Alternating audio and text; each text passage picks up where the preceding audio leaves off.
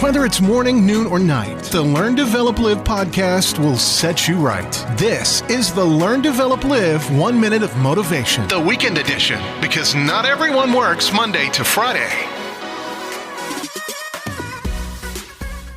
The Learn, Develop, Live podcast brings you another 1 minute of motivation, and here's your quote for today. The best time for new beginnings is now. So when is the best time to start something brand new? Now there seems to be this thing where having to wait until Monday or the start of a new month or a new year, but why not now? The best time to have started something is actually yesterday.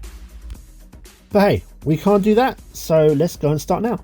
Even if it's baby steps at first, any progress is better than no progress. In the year's time, the work you start today will make you thankful you even started.